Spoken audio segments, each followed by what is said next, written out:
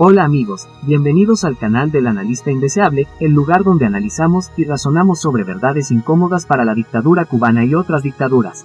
En un razonamiento previo, analizamos dos posibles causas metafísicas relacionadas con la inmensa ola de desgracias y negatividad de todo tipo en nuestra amada isla. Ha pasado algún tiempo desde aquel programa y Cuba sigue sin salir de una. La cosa va de mal en peor. Los apagones han aumentado exponencialmente, hoy el pueblo cubano apenas tiene 2 horas al día de electricidad. Las patanas turcas generadoras de electricidad se marcharon por falta de pago. La crisis de salud sigue, han habido varias personas fallecidas por dengue, incluyendo a un menor de edad. Igualmente otras epidemias rondan en Cuba junto al dengue. En la rimbombantemente llamada potencia médica cubana, reinan también el chikungunya, el oropuche y el COVID, que no ha sido ni siquiera bien controlado. También la leptospirosis y la hepatitis A resurgen, entre otras enfermedades, como resultado de los basureros desatendidos y los que han aparecido donde quiera en las ciudades cubanas. Aumentan los derrumbes en plena ciudad, trayendo incremento en pérdidas de vidas humanas. Hasta se abrió un enorme hoyo en plena calle, llevándose a un hombre que montaba en su motocicleta. Esto sucedió el sábado 18 de octubre de 2025, en la intersección de las calles Zapata y Paseo, en El Vedado, ciudad de La Habana. La negatividad en Cuba sigue creciendo. La criminalidad se dispara a cifras alarmantes, con asaltos a mano armada en plena calle, en pleno día. La inflación continúa exponencialmente creciendo, llegando al punto de que $1 cuesta cerca de 500 pesos cubanos. Esta depreciación en picada hace a los ancianos jubilados en Cuba mucho más vulnerables. Esto es producto de los desequilibrios brutales de la pelota parcialmente desinflada que se llama economía cubana. La situación se evidencia en el desabastecimiento de productos básicos, alimentos, medicinas y combustible, prolongados apagones diarios, contracción económica, elevada inflación y la creciente dolarización del país. Y un largo etcétera. Hoy hablaremos sobre otra de las múltiples manifestaciones de la negatividad en nuestra amada isla. El incremento preocupante de los asesinatos en Cuba y el grado de horror que se ha vuelto a manifestar. Es bueno aclarar que este no es el primer caso, ni es la primera vez. Me refiero particularmente a un suceso muy horrendo ocurrido recientemente en Santiago de Cuba. El mismo pudo conocerse gracias a la tenaz y profesional búsqueda de la verdad en el trabajo periodístico realizado por el señor Yosmani Mayeta. Sin temor a errores, puede decirse que la verdadera prensa cubana es la prensa independiente. Es la única que responde verdaderamente a las inquietudes, preocupaciones y sinsabores del pueblo cubano. Visualizan las injusticias diarias que vive y absolutamente todo lo que pasa y lo que la prensa oficialista en Cuba trata de ocultar o de manipular. El suceso del que vamos a comentar es, como ya dijimos, dado a conocer por Mayeta, el 26 de agosto de 2025. En el artículo se habla de la aparición de una cabeza humana en un basurero ubicado en Micro 3, en el reparto Abel Santa María, más conocido como El Salao, en Santiago de Cuba. Dicha parte del cuerpo, luego se supo que pertenecía al ciudadano de nombre Ángel Luis Mercantelí, de 74 años. El mismo había sido reportado como desaparecido días antes. Luego apareció otro cuerpo en el mismo basurero y actualmente se investiga, aunque parece no tener conexión con la muerte del señor Mercantelí. Se ha sabido después que el resto del cuerpo del señor Mercantelí fue hallado en un apartamento que solía visitar. Su asesino, en confesión, dijo que tuvieron un enfrentamiento por una antigua deuda, y que todo pasó bajo los efectos del alcohol. Aunque se hallaron partes ya cocinadas y lista para consumir, otras partes ya no se encontraron. La prensa oficialista cubana siempre trata de ocultar o manipular la narrativa de todos los eventos negativos y criminales que constantemente están sucediendo dentro de la sociedad cubana. He encontrado en internet algunos comentarios que verdaderamente es difícil catalogarlos. Deseo al menos pensar que son comentarios ingenuos, tontos o emitidos por gente manipulada, o que no ve más allá de sus narices. Dichos disparates sugieren que crímenes como estos no pasaban antes. Que estas cosas no sucedían cuando el tripandante en jefe vivía. Esas personas, sencillamente carecen de información y también de la facultad para investigar, indagar y encontrar respuestas por sí mismos. Sucesos criminales tan grotescos como el reciente en Santiago de Cuba ya han sucedido dentro del periodo de la involución socialista cubana. Lo que sucede es que la dictadura del tripandante en jefe se ha esmerado enormemente durante todos estos años para que no se conozcan y para que el pueblo no la sepa. Y si por alguna casualidad se llegan a saber, inmediatamente tratan de manipular y controlar la narrativa, creando historias falsas y excusas, desviando la atención del pueblo con respecto a la verdad de los hechos. Si uno indaga a fondo, puede encontrarse con sucesos espantosos como un caso en los años 80, también en Santiago de Cuba. Este caso me lo contó un cercano colaborador nuestro que es de dicha provincia. Sucedió en su niñez. Él recuerda el susto y la desagradable impresión que le causó escuchar unos comentarios entre los mayores en su casa, así como en la escuela y en la calle. Se regó como pólvora en la ciudad. Resulta ser que una mujer fue capaz de arrebatarle la vida a su propio retoño, luego lo pasó condimentado por los calderos y se lo sirvió en la comida al esposo. Este caso nunca llegó a los medios de prensa de entonces, a pesar de ser ampliamente comentado a nivel de pueblo. Nuestro colaborador recuerda claramente los comentarios asociados a dichos sucesos, pero no detalles más específicos, pues él tenía alrededor de 8 años. Pero algo así, siendo totalmente lógicos, no se olvida. Esos detalles tan macabros difícilmente puedan ser inventados por la imaginación de un niño pequeño. Luego, al parecer ocurrieron par de sucesos parecidos, entre ellos sobresale la posible existencia de un asesino en serie operando en el malecón habanero a principios de los años 90. Pero dichos sucesos no los hemos podido confirmar. Es por esto, que continuamos en nuestro razonamiento hasta el año 1998. Otro tenebroso caso comienza a desvelarse en septiembre de 1998. Aparecen los cuerpos de 2 turistas italianos, privados de la vida en la zona de Guanabo, ciudad de La Habana, a unos 25 kilómetros del centro de la ciudad. Luego de unos días de silencio por parte de la embajada italiana en Cuba, se pudo saber que los cuerpos hallados pertenecían a Fabio Usubegui, de 31 años, y Michel Nicolai, de 30. Esto también se debió a que los asesinos se llevaron todos los documentos y el dinero de las víctimas. Pudo saberse luego que los turistas italianos fueron asaltados y ultimados con arma de fuego, a tan solo unas pocas horas después de llegar a Cuba, procedentes de Santo Domingo, República Dominicana. La investigación por parte de las autoridades cubanas comenzó de inmediato, pues en Cuba, los turistas tienen prioridad para todo, por encima de la propia población cubana. De todas formas, no debieron tener mucho con que empezar a investigar seriamente, pero se pusieron de suerte, si es que puede decirse de esa forma. Poco tiempo después, se presenta un turista español en una estación de policía de La Habana, reportando que fue asaltado y que los delincuentes trataron de quitarle la vida con un arma de fuego. Para suerte del español, la pistola usada por los delincuentes tuvo un encasquillamiento o tranque que no le permitió funcionar correctamente. Este detalle le permite al turista salir corriendo y escapar, aprovechando la confusión que esto le trajo a los criminales. La víctima pudo brindar una muy buena descripción y retrato hablado de los delincuentes. Esto pudo llevar a su identificación y arresto. Los nombres de los culpables fueron dados por la policía cubana. Se nombran Sergio Antonio Duarte Escol y Carlos Rafael Peláez Prieto. Igualmente cayeron 2 cómplices más, José Raúl Hernández Díaz y Lázaro Alexis García, también de nacionalidad cubana. Estos 2 individuos fueron condenados a 15 años de cárcel en un juicio, que se celebró a puerta cerrada en el Tribunal Provincial de La Habana. Luego de la detención, los acusados confesaron haber cometido 2 crímenes más que privaron de la vida a otros turistas. Una ciudadana alemana, en noviembre de 1997 y un canadiense de origen iraní, ese mismo año. Todos estos asaltos y asesinatos fueron perpetrados en la zona de Guanabo. Sergio Antonio Duarte Escol y Carlos Rafael Peláez Prieto fueron condenados a muerte en 1999. Los últimos reportes de la prensa hablan de que tenían derecho a apelación. Se desconoce si finalmente fueron ejecutados o si les conmutaron la sentencia. Varios años más tarde, en el barrio del Vedado, ciudad de La Habana, durante la madrugada del 20 de abril del año 2000 sucede otro evento horrendo. La actriz de la televisión cubana Sarita Malberti privó de la existencia mediante golpes a su hija de 14 años, Susi Malberti, para luego separar en parte su cuerpo y prenderles fuego. A pesar del hermético secreto con el que la dictadura cubana rodea a estos casos, el suceso trascendió rápidamente y lo supo La Habana entera, creando terror y asombro entre la gente. Se dice que vecinos del lugar declararon a la policía que la actriz Sarita Malberti estaba enferma de los nervios y la veían hacer labores de limpieza en su hogar durante las madrugadas. También dijeron que frecuentemente deambulaba por el barrio a esas altas horas. Es por eso que en un principio no les extrañó verla despierta en la madrugada del jueves 20. Ni tampoco el escuchar una discusión seguida de algunos gritos y golpes que parecieron martillazos. La versión difundida a boca de pueblo es que Sarita Malberti discutió con su hija por el deseo de la muchacha de formalizar un noviazgo con un muchacho que le interesaba. Ante la negativa de la madre y la insistencia de la hija, la discusión fue escalando hasta que la madre hizo lo que hizo.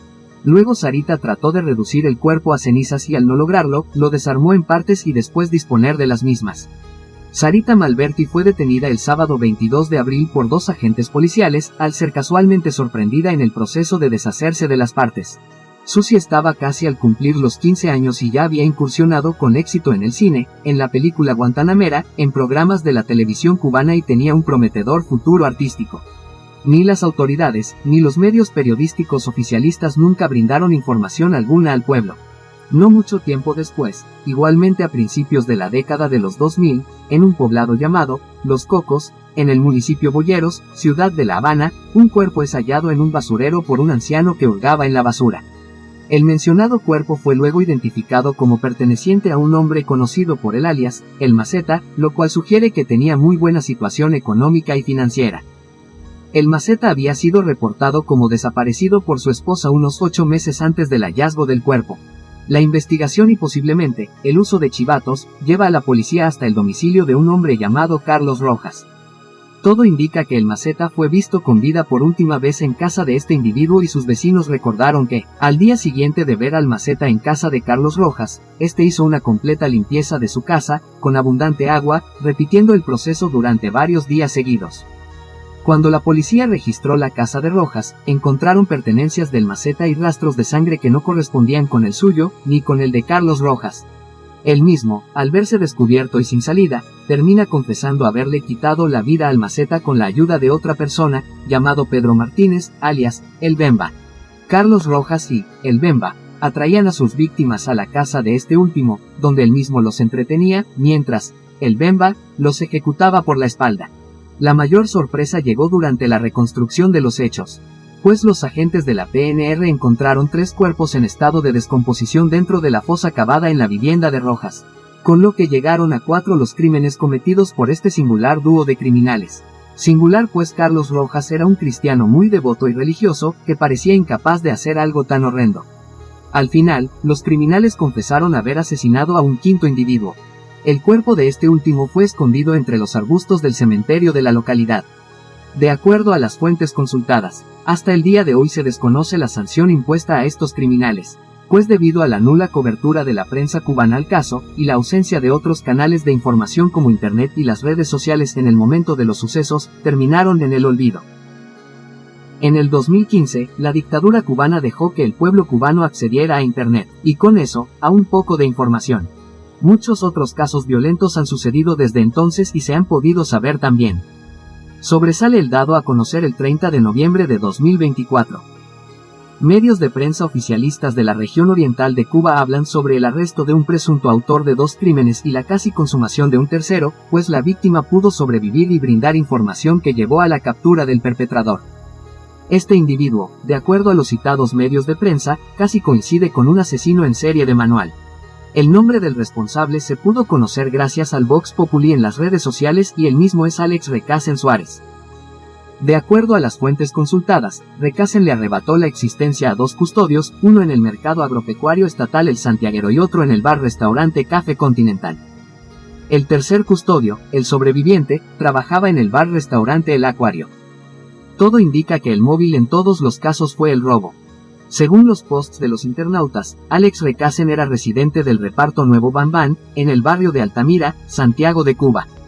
Al parecer, tras salir de prisión un año antes de los hechos en cuestión, se vio involucrado de lleno en cometer varios delitos, entre ellos el robo.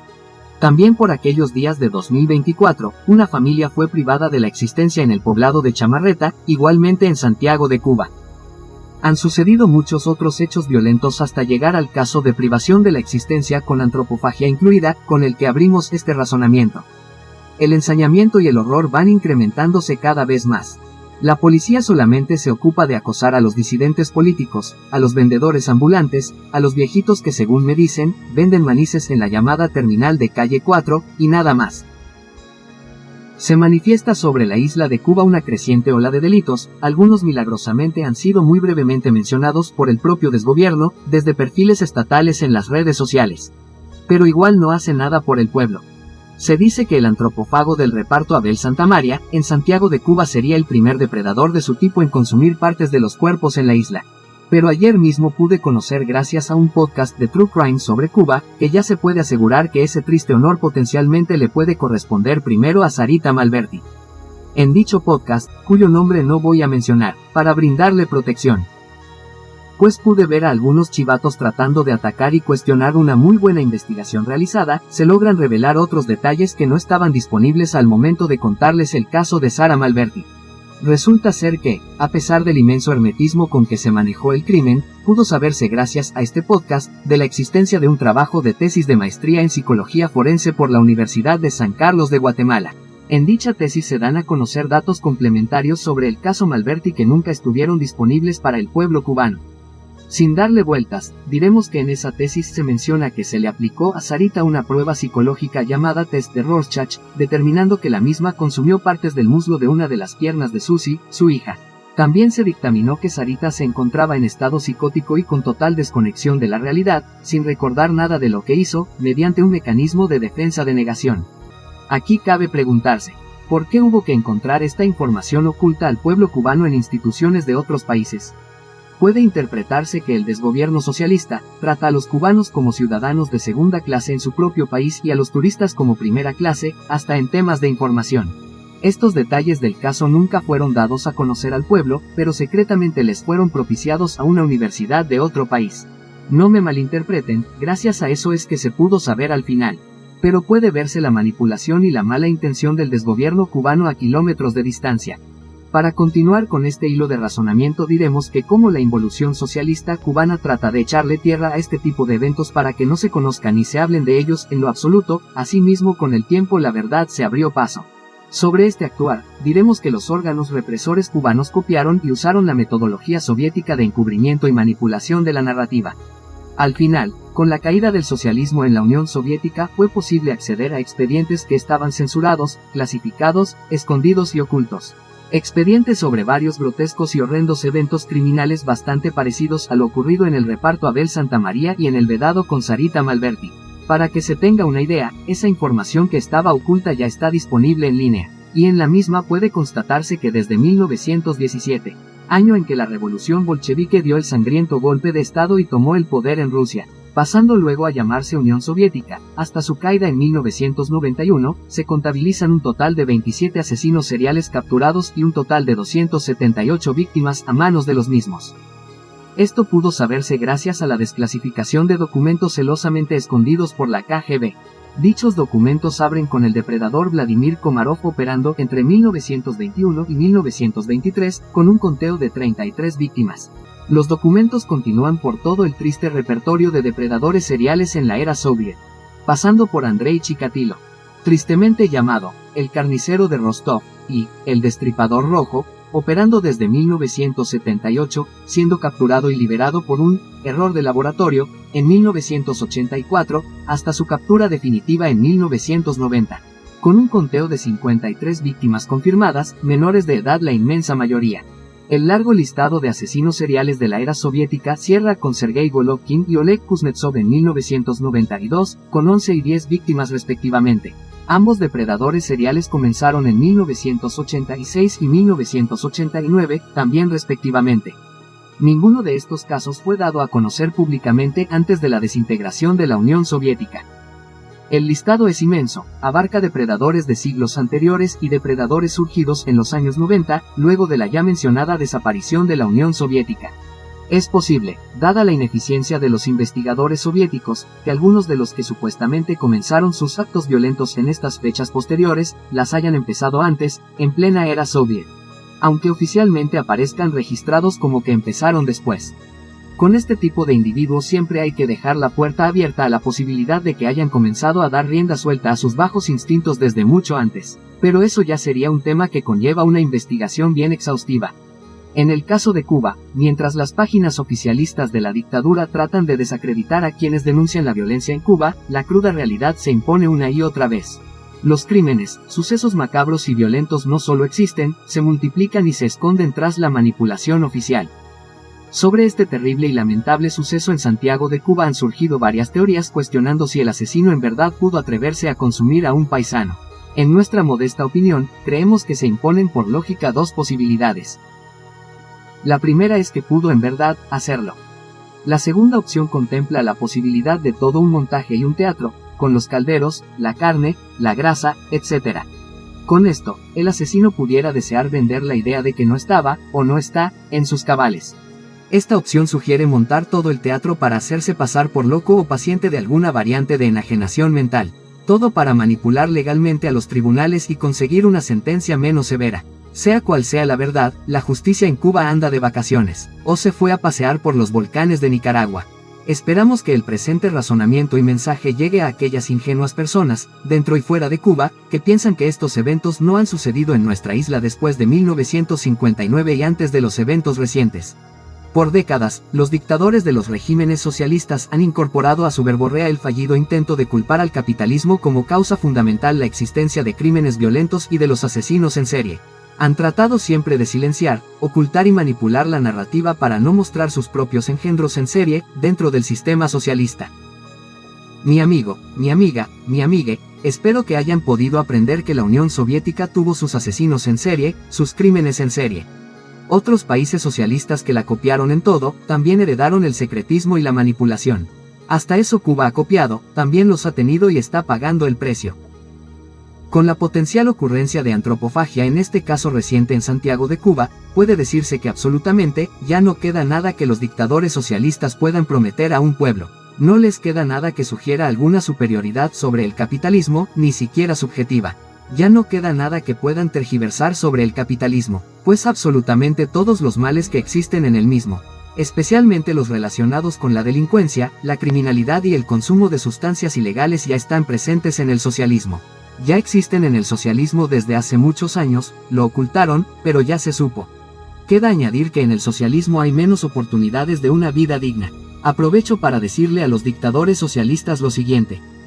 Ustedes no pueden prometer nada real que beneficie y proteja al pueblo cubano. Acaben de entregar el poder, suéltenlo porque no hay absolutamente nada que ustedes puedan usar como un argumento lógico y de ventaja que pudiera tener el socialismo sobre el capitalismo.